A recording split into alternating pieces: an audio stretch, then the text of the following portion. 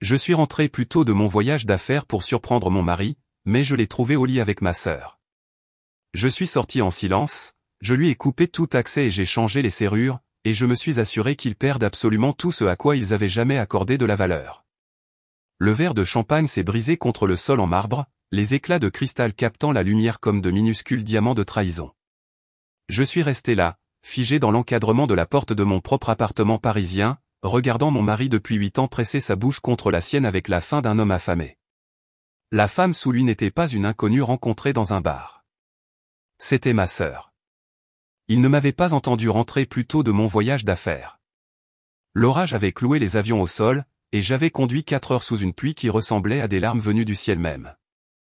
J'avais été si excité de surprendre Bastien, si désespéré de tomber dans ses bras après 3 semaines de solitude. Au lieu de cela, je l'ai trouvé en train de tomber dans les siens. Mes pieds nus ont contourné le verre brisé, chaque pas silencieux comme un fantôme. Aucun d'eux ne m'a remarqué là, debout, regardant mon monde entier s'effondrer en temps réel.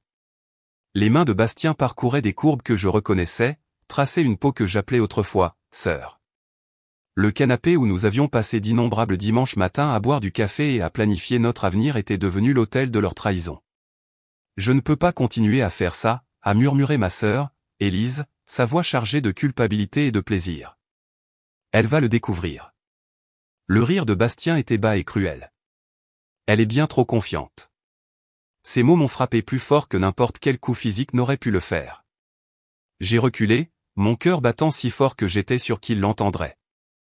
Mais ils étaient trop perdus l'un dans l'autre pour remarquer la femme dont ils détruisaient la vie, juste derrière eux. Je suis arrivé à ma voiture avant que les larmes ne viennent. Elle tombait comme la pluie dehors, lourde et incessante. Mon téléphone a vibré avec un texto de Bastien. « Tu me manques, mon amour. J'ai hâte que tu rentres demain. » Demain ? Il s'attendait à ce que je rentre demain. Je suis resté assise dans cette voiture pendant 2 heures, regardant la pluie strier le pare-brise comme si la nature pleurait avec moi. C'est alors que la première étincelle de quelque chose de plus sombre que la tristesse a commencé à brûler dans ma poitrine. Ce n'était pas seulement de la colère. C'était quelque chose de froid et de calculateur. Quelque chose qui murmurait de douces promesses de justice. Au moment où j'ai conduit jusqu'à l'hôtel de l'autre côté de Paris, je savais exactement ce que j'allais faire. Bastien pensait que j'étais stupide. Il pensait que j'étais faible. Il pensait que je ne le découvrirais jamais. Il avait tort sur toute la ligne. Avant de continuer, veuillez écrire en commentaire depuis quel pays vous regardez cette vidéo. Nous adorons savoir d'où notre famille mondiale nous écoute. Et si c'est votre première fois sur cette chaîne, veuillez vous abonner. Votre soutien nous aide à vous proposer encore plus d'histoires épiques de vengeance et de vie. Bonne écoute. Je m'appelle Victoire, et pendant 8 ans, j'avais été l'épouse parfaite. Je préparais ses plats préférés, repassais ses chemises, souriais à ses soirées professionnelles et ravalais mes critiques lorsqu'il critiquait tout, de ma cuisine à ma carrière. Je m'étais modelé pour correspondre à tout ce qu'il voulait, pensant que c'était ça, l'amour. J'ai rencontré Bastien dans un café du Marais quand j'avais 25 ans. Il était assis seul, lisant un journal, l'air sophistiqué dans son costume sur mesure. Quand il m'a demandé s'il pouvait m'offrir un café, je me suis senti la femme la plus chanceuse du monde. Il était beau, avait réussi et semblait sincèrement intéressé par tout ce que j'avais à dire. Notre cours a été un tourbillon. Dîner coûteux, escapade de week-end, fleurs livrées à mon bureau. Il m'a demandé en mariage au bout de 6 mois avec une bague qui coûtait plus cher que ma voiture. J'ai dit oui sans hésiter, pensant avoir trouvé mon conte de fées. Les signaux d'alarme ont commencé doucement. Il n'aimait pas mes amis. Il disait qu'ils étaient indignes de nous maintenant. Il voulait que je quitte mon travail de graphiste parce que son salaire suffisait pour nous deux. Il a choisi notre appartement, nos meubles, même mes vêtements pour les événements importants. Je me disais que c'était romantique, qu'il se souciait tellement de moi qu'il voulait s'occuper de tout. Avec le recul, je vois avec quel soin il m'a isolé, comment il m'a lentement dépouillé de chaque parcelle de mon identité jusqu'à ce que je ne sois plus que la femme de Bastien. Mes amis se sont éloignés quand je n'arrêtais pas d'annuler nos projets. Mes relations familiales se sont tendues car je prenais toujours son parti contre le leur. Ma sœur Élise était la seule à se battre pour moi. Elle m'appelait en pleurant après les dîners de famille, me suppliant de voir comment Bastien contrôlait chaque conversation, comment il lançait des pics subtils à tout le monde tout en affichant ce sourire charmant. Mais je le défendais. Je l'ai toujours défendu. Il n'est pas parfait, lui disais-je, mais il m'aime. Maintenant, je connais la vérité. Bastien ne m'aimait pas. Il aimait m'avoir. Il y a une différence entre être aimé et être possédé. Et j'étais trop naïve pour le voir. Le lendemain matin après les avoir trouvés ensemble, je me suis réveillé dans cette chambre d'hôtel en me sentant comme une étrangère dans ma propre peau. J'avais à peine dormi, mon esprit assailli d'images que je ne pouvais effacer.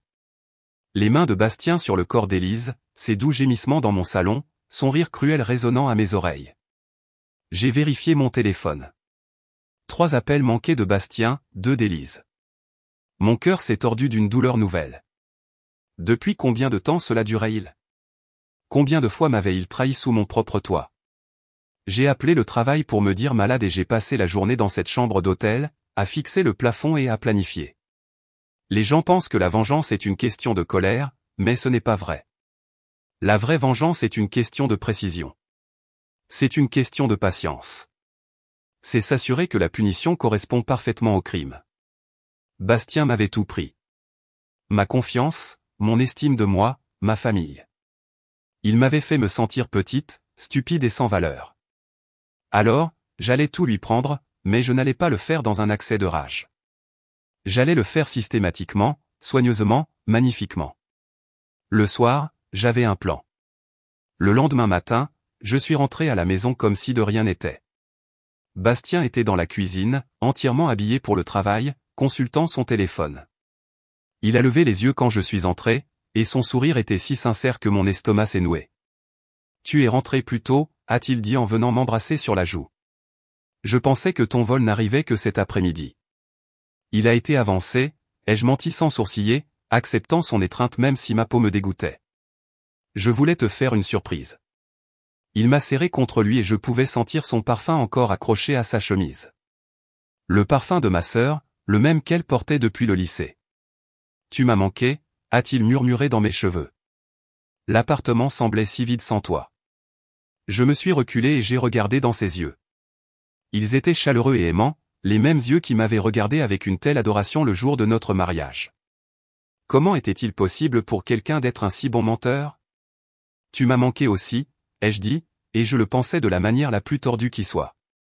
Au cours des jours suivants, j'ai observé Bastien comme un scientifique étudiant un rat de laboratoire. J'ai remarqué des choses auxquelles je n'avais jamais prêté attention auparavant. Comment il posait toujours son téléphone face contre table quand j'étais là. Comment il avait développé de soudaines urgences professionnelles qui l'obligeaient à quitter la maison pendant des heures. Comment il avait commencé à rentrer en sentant le savon, comme s'il s'était douché ailleurs. J'ai commencé à tenir un journal, documentant chaque comportement suspect. Non pas parce que j'avais besoin de preuves de sa liaison. J'en avais assez vu.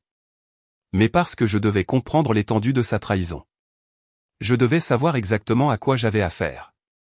Le plus difficile était de prétendre que tout était normal. Je préparais son dîner préféré, écoutais ses histoires de travail, riais de ses blagues. Je jouais le rôle de l'épouse aimante pendant que mon cœur se transformait en pierre dans ma poitrine. Tu as été silencieux ces derniers temps, a dit Bastien un soir alors que nous étions assis sur le canapé à regarder la télé. Le même canapé où je l'avais trouvé avec Élise. Tout va bien? Je l'ai regardé. Cet homme qui avait promis de m'aimer et de me chérir, qui avait juré de renoncer à toutes les autres. Juste fatigué, ai-je dit. Le travail a été stressant. Il a hoché la tête distraitement, déjà retourné à son téléphone. Tu devrais prendre quelques jours de congé. Peut-être rendre visite à ta sœur. Je sais que vous n'avez pas passé beaucoup de temps ensemble dernièrement. L'ironie était si épaisse que je pouvais la goûter. Peut-être que je le ferai, ai-je dit. Cette nuit-là, après que Bastien se soit endormi, j'ai fait quelque chose que je n'avais jamais fait auparavant. J'ai fouillé son téléphone.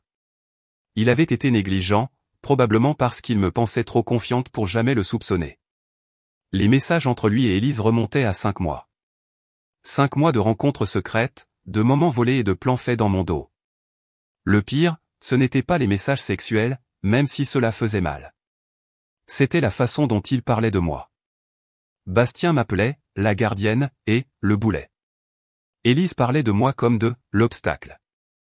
Il plaisantait sur ma naïveté, sur la facilité avec laquelle on pouvait me tromper. Mais le message qui a brisé quelque chose en moi datait de la semaine dernière.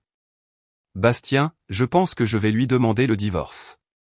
Je ne peux plus faire semblant de l'aimer. Élise, et l'appartement, l'argent? Bastien, ça fait des mois que je déplace des actifs.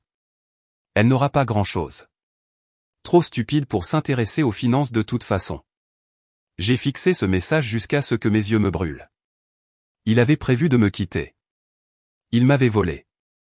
Et il avait fait tout ça pendant que je préparais ses repas, lavais ses vêtements et partageais son lit. J'ai remis le téléphone exactement là où je l'avais trouvé et je suis allé à la salle de bain. Je me suis regardé dans le miroir, vraiment regardé pour la première fois depuis des années. J'ai vu une femme qui s'était complètement perdue, qui était devenue si petite, si silencieuse et si accommodante qu'elle avait entièrement disparu. Mais j'ai aussi vu autre chose. J'ai vu une femme qui en avait fini d'être la dupe de qui que ce soit. J'avais toujours été doué avec l'argent. Avant que Bastien ne me convainque de quitter mon travail, j'étais une graphiste à succès avec le sens des chiffres. J'avais aidé à gérer nos finances dans les premières années de notre mariage, mais Bastien avait progressivement pris le relais, disant que c'était une chose de moins dont je devais me soucier.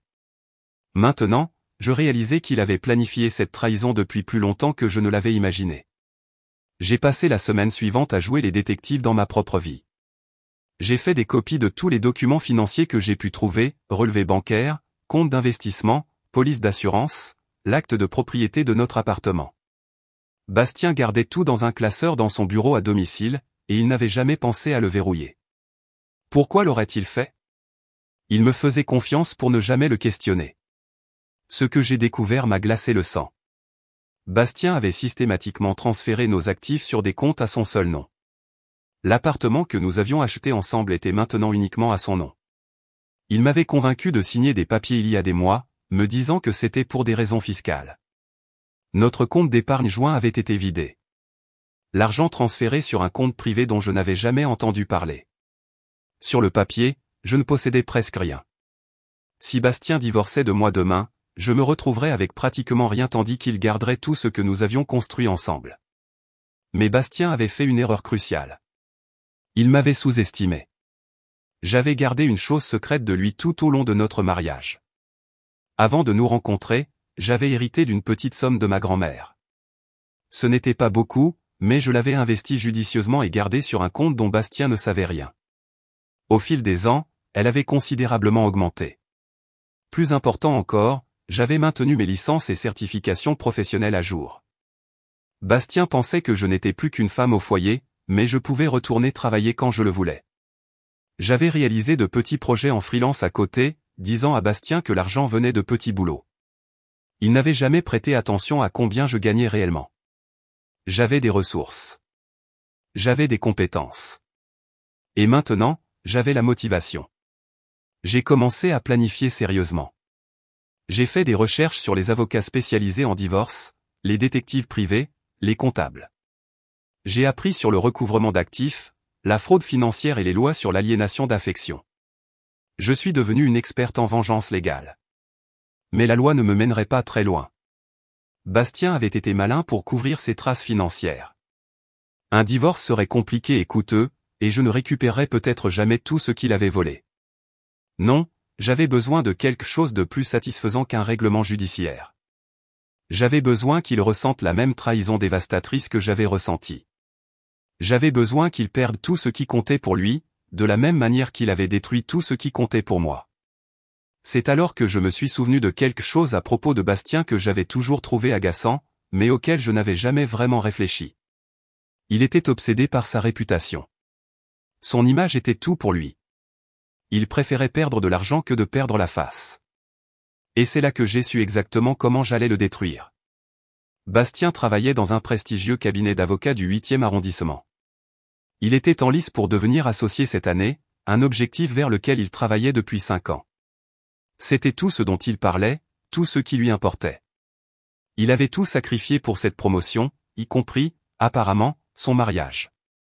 Son patron, Richard Lebrun, était un conservateur de la vieille école, un homme qui croyait aux valeurs familiales et au mariage traditionnel. Bastien avait soigneusement cultivé une relation avec lui, m'amenant toujours aux événements de l'entreprise, jouant toujours le rôle du mari dévoué. Le plus gros client du cabinet était le beau-frère de Lebrun, un homme nommé Grégoire Duval, qui possédait une chaîne de restaurants haut de gamme. Duval était encore plus traditionnel que Lebrun, et il avait clairement indiqué qu'il ne faisait affaire qu'avec des gens qui partageaient ses valeurs. Bastien m'avait dit une fois que Duval avait en fait renvoyé un autre cabinet d'avocats parce que l'un de leurs associés avait été surpris en train de tromper sa femme. L'image, c'est tout dans ce métier, avait dit Bastien. Un seul scandale peut détruire des années de travail. Quelle ironie qu'il ait oublié son propre conseil. Puis il y avait Élise, ma sœur, qui travaillait comme enseignante dans une école privée d'élite, le genre d'école où les parents payaient 50 000 € par an et s'attendaient à ce que les enseignants de leurs enfants soient des exemples de moralité. Élise s'était battue pour obtenir son poste là-bas, et elle aimait son travail plus que tout au monde. L'école avait une clause de moralité stricte dans ses contrats. Les enseignants pouvaient être licenciés pour tout comportement qui jetterait une mauvaise lumière sur l'institution. Élise le savait et elle avait toujours pris soin de maintenir une réputation impeccable. Je savais. J'avais identifié tous les acteurs. Bastien, Élise, Richard, Grégoire et le conseil d'administration de l'école. Tous accordaient plus de valeur à la réputation qu'à presque tout le reste. Tous avaient quelque chose à perdre si la vérité éclatait. Mais j'avais besoin de plus que la simple liaison. J'avais besoin de preuves qui les détruiraient tous les deux complètement. J'avais besoin de preuves documentées, quelque chose de si accablant qu'ils ne s'en remettraient jamais. C'est alors que j'ai décidé de tendre un piège. Je l'ai planifié pour un vendredi soir. Bastien travaillait toujours tard le vendredi, ou du moins c'est ce qu'il me disait. J'avais appris de ses textos qu'il rencontrait habituellement Élise dans un hôtel, mais dernièrement, ils étaient devenus plus audacieux. Ils avaient commencé à se retrouver chez nous quand j'étais censé être absente. J'ai dit à Bastien que j'allais rendre visite à mon amie Monique à Versailles et que je ne serais pas de retour avant samedi après-midi. J'ai même fait un sac et l'ai mis dans ma voiture au cas où il vérifierait. Mais au lieu de quitter la ville, je suis allé dans un magasin d'électronique et j'ai acheté une petite caméra de haute qualité, du genre utilisé pour la sécurité à domicile. J'ai passé l'après-midi à l'installer dans notre chambre, cachée là où il ne penserait jamais à regarder. Puis j'ai conduit jusqu'à la maison de Monique et lui ai demandé si je pouvais l'utiliser comme alibi. Monique n'avait jamais aimé Bastien. Et quand je lui ai dit ce que je soupçonnais, elle a été plus qu'heureuse de m'aider. Tu aurais dû le quitter il y a des années, a-t-elle dit, le visage dur de colère. J'attendais que tu vois qui il est vraiment. Je suis retourné à Paris et je me suis garé dans un café d'où je pouvais voir notre immeuble, mais où Bastien ne pouvait pas me voir. Puis j'ai attendu. Bastien est rentré à 19h30, comme je m'y attendais. 20 minutes plus tard, la voiture d'Élise s'est garée dans notre rue. Je suis resté assise dans ce café pendant 3 heures, buvant tasse après tasse de café, observant les lumières de mon propre appartement. Mon estomac était noué par un mélange de rage et de dégoût. Ils étaient là-dedans, dans mon lit, dans mon sanctuaire, souillant tout ce que j'avais tenu pour sacré. Mais j'ai attendu. J'avais besoin qu'ils soient à l'aise, qu'ils baissent complètement leur garde. J'avais besoin qu'ils disent des choses qu'ils ne voudraient jamais que quelqu'un d'autre entende. À 23 heures, la voiture d'Élise a quitté la rue. J'ai attendu une autre heure avant de rentrer chez moi. Bastien était sous la douche quand je suis arrivé. Je pouvais l'entendre fredonner, heureux et détendu. Le son m'a donné envie de crier. « Comment va Monique » a-t-il crié quand il m'a entendu entrer. « Bien » ai-je répondu. « Elle te dit bonjour. » Je suis allé dans notre chambre et j'ai vu les preuves de leur trahison partout. Les draps froissés, les verres de vin sur la table de chevet, l'odeur du parfum de ma sœur flottant dans l'air comme un fantôme. Mais j'ai aussi vu autre chose, ma caméra, juste là où je l'avais laissée, complètement inaperçue. Le lendemain matin, j'ai récupéré la carte mémoire pendant que Bastien était à la salle de sport. Ce que j'ai trouvé était encore mieux que ce que j'avais espéré. Ils avaient été imprudents, parlant librement de leur plan. Élise s'inquiétait de se faire prendre, mais Bastien lui a assuré qu'ils étaient en sécurité. Il a parlé du divorce qu'il prévoyait, de la façon dont il s'assurerait que j'obtienne le moins possible. Élise a parlé de combien elle m'avait toujours envié, de sa jalousie pour ce que j'avais. Mais la partie la plus accablante fut ce qui s'est passé ensuite. Ils avaient fouillé dans mes affaires personnelles, se moquant de mes vêtements, de mes livres, de mes journaux intimes. Bastien avait trouvé une lettre que j'avais écrite à ma grand-mère avant sa mort. Une lettre pleine de mes peurs et de mes insécurités les plus profondes. Il l'avait lu à haute voix à Élise, et ils avaient ri tous les deux. C'est à ce moment-là que j'ai su que je les détruirais tous les deux sans le moindre regret. J'ai passé la semaine suivante à me préparer pour la guerre. J'ai fait des copies des vidéos, les ai stockées à plusieurs endroits et préparé différentes versions pour différents publics. J'ai fait des recherches sur chaque personne qui comptait dans la vie professionnelle de Bastien et la carrière d'Élise. J'ai ouvert un nouveau compte bancaire et y ai transféré tous mes fonds secrets. J'ai contacté un avocat dans une autre ville, quelqu'un dont Bastien n'avait jamais entendu parler, et j'ai entamé la procédure de divorce. J'ai changé tous mes mots de passe, sécurisé mes documents personnels et me suis préparé à la tempête que j'étais sur le point de déchaîner. Mais le plus important, j'ai planifié ma stratégie de sortie. Je n'allais pas rester pour assister aux conséquences. Je n'allais pas leur donner la chance de me manipuler ou de me culpabiliser pour que je pardonne. J'allais disparaître proprement et complètement et les laisser faire face aux conséquences de leurs actes. J'ai trouvé un petit appartement de l'autre côté de la ville, payé 6 mois de loyer d'avance et commencé à y déménager mes biens les plus importants par petites touches. Bastien n'a jamais rien remarqué. Il était trop occupé à planifier sa vie secrète pour prêter attention à sa vie actuelle. J'ai également commencé à recontacter de vieux amis et d'anciens collègues, des personnes que j'avais perdues de vue pendant mon mariage.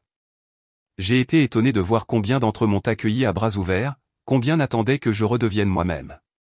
L'une d'elles, une femme nommée Agnès, qui possédait une agence de marketing prospère, m'a offert un emploi sur le champ. J'ai suivi ton travail en freelance, a-t-elle dit. Tu es talentueuse, Victoire. Tu l'as toujours été. Je n'ai jamais compris pourquoi tu avais tout abandonné. Je ne lui ai pas dit la vérité à ce moment-là, mais je savais qu'elle comprendrait bientôt. Tout se mettait en place. J'avais ma stratégie de sortie, mes preuves, mon plan. Il ne me manquait que le moment parfait pour l'exécuter. Ce moment est arrivé plus tôt que je ne l'avais prévu. 2 semaines plus tard, Bastien est rentré avec une nouvelle excitante. Richard Lebrun organisait une soirée chez lui pour célébrer la dernière victoire du cabinet.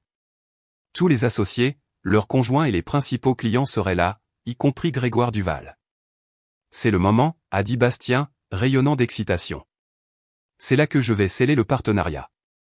Duval a spécifiquement demandé si tu serais là.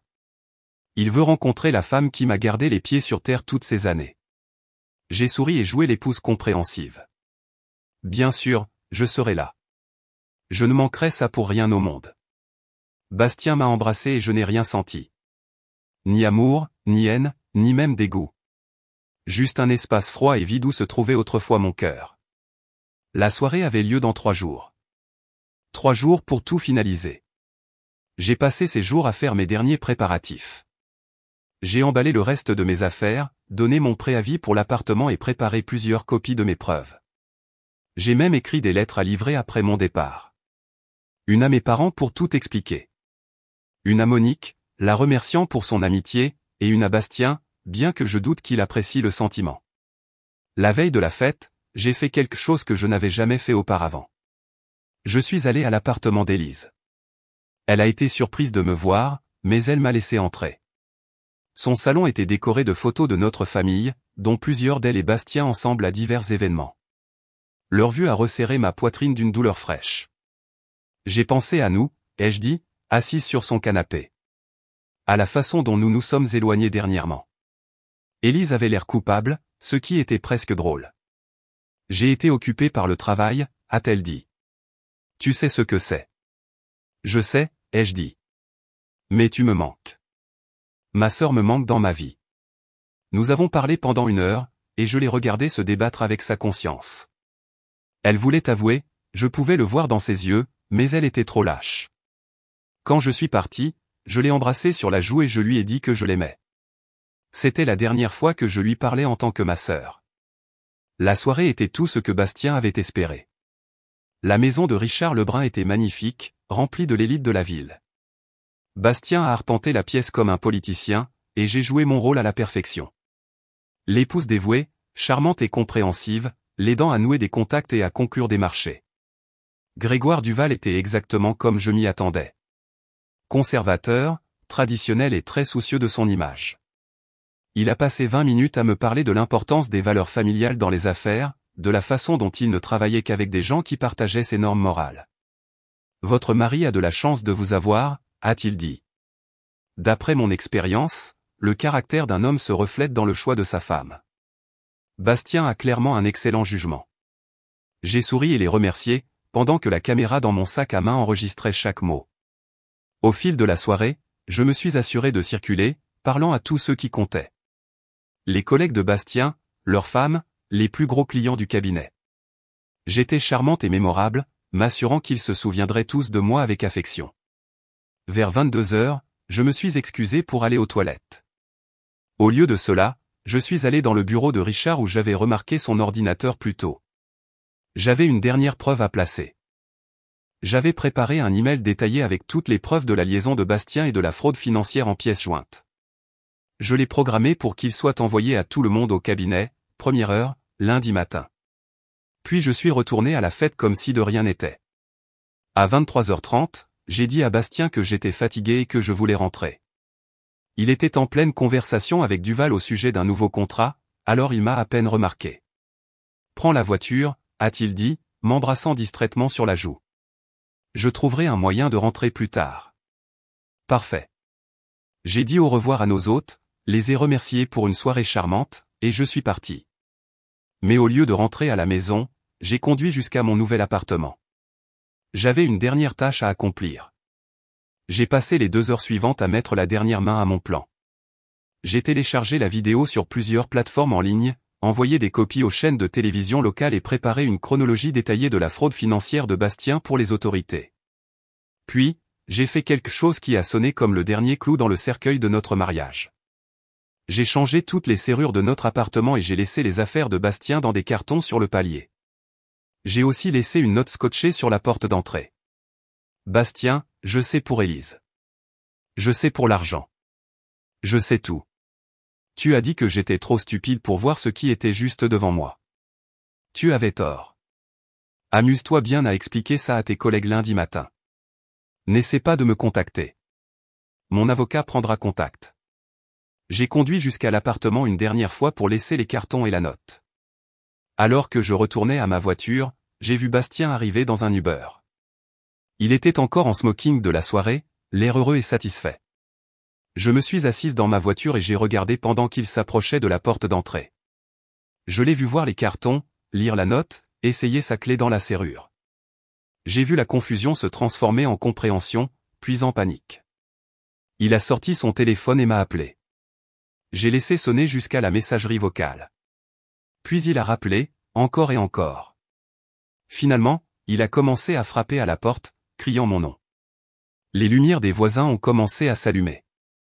J'ai démarré ma voiture et je suis parti, le laissant debout dans les décombres de sa propre création. J'ai passé le week-end dans mon nouvel appartement, attendant que la tempête éclate.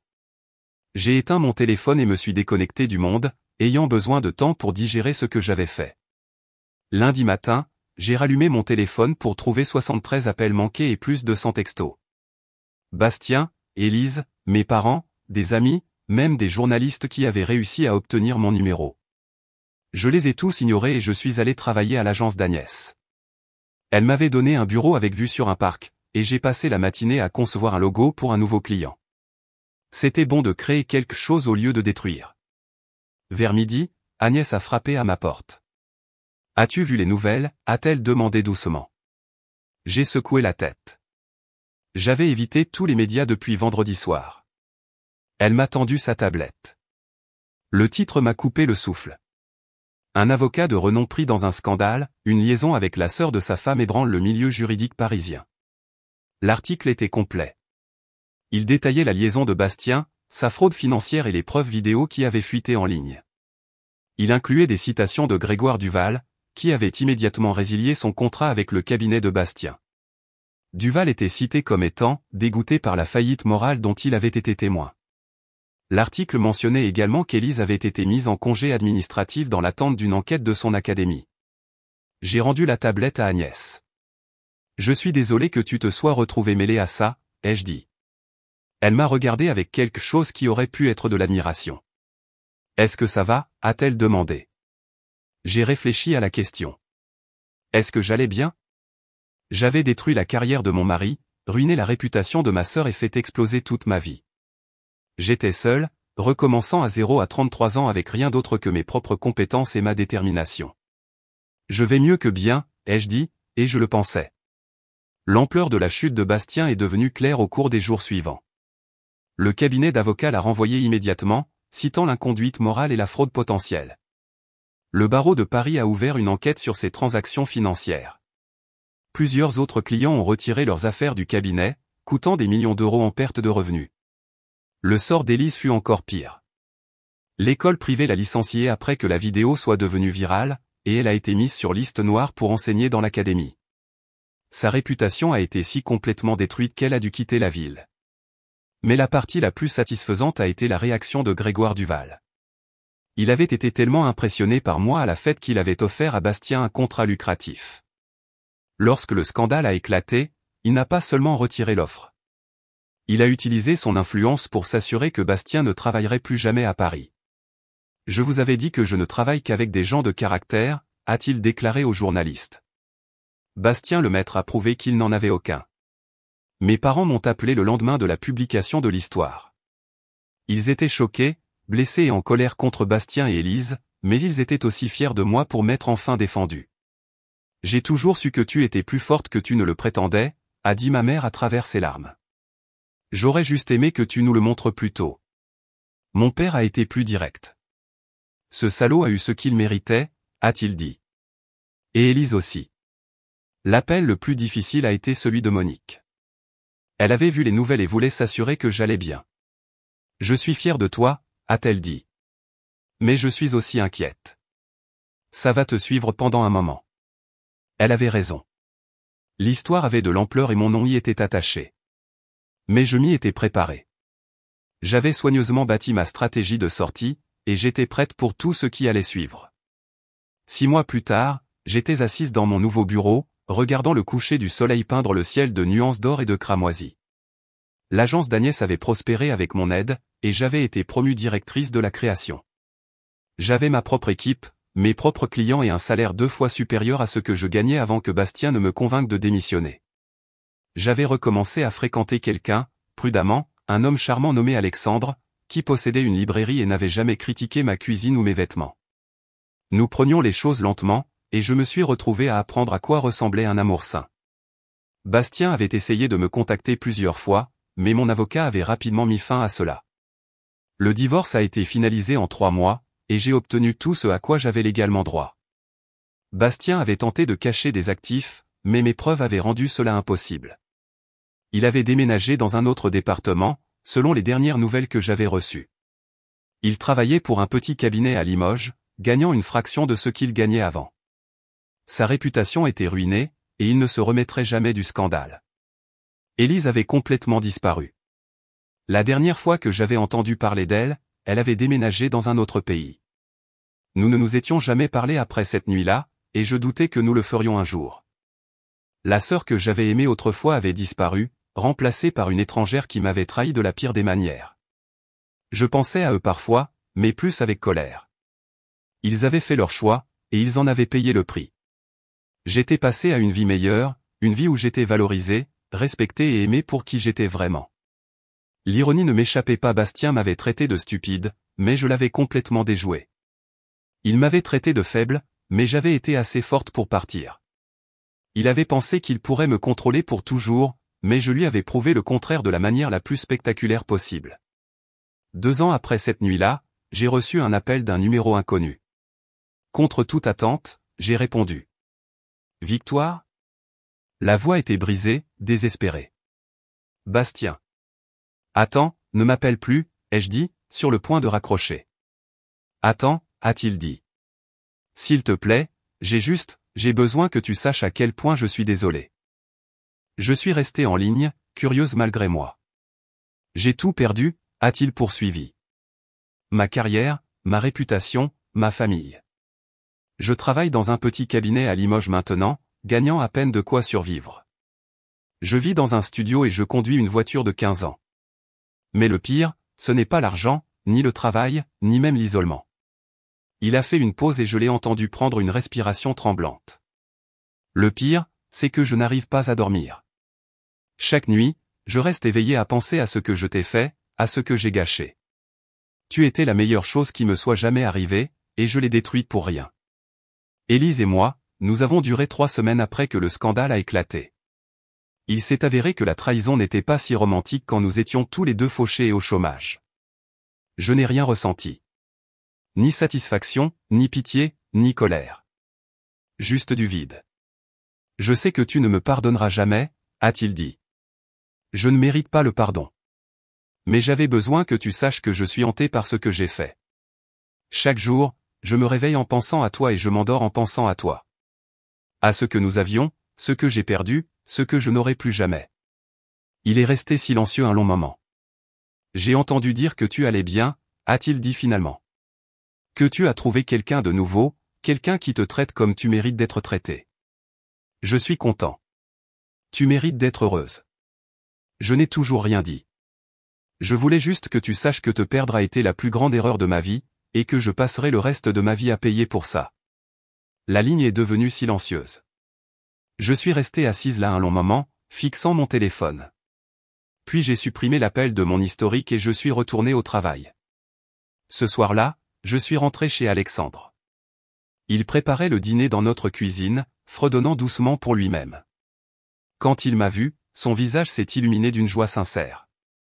« Comment s'est passée ta journée ?» a-t-il demandé en m'embrassant doucement. « Bien, ai-je dit, et je le pensais. Vraiment bien. » Alors que nous nous asseyions pour dîner, j'ai réalisé que Bastien avait raison sur une chose. Il passerait le reste de sa vie à payer pour ce qu'il avait fait. Mais pas à cause d'une vengeance que j'avais planifiée ou d'une punition que j'avais infligée. Il passerait le reste de sa vie hanté par le souvenir de ce qu'il avait perdu. La conscience qu'il avait eu quelque chose de réel et de beau et qu'il l'avait jeté pour quelque chose de bon marché et d'insignifiant. La compréhension qu'il avait détruit la seule personne qu'il aimait vraiment. Et je passerai le reste de ma vie libéré de l'ombre de sa trahison, construisant quelque chose de mieux avec quelqu'un qui méritait mon amour. En fin de compte, c'était la vengeance la plus parfaite de toutes.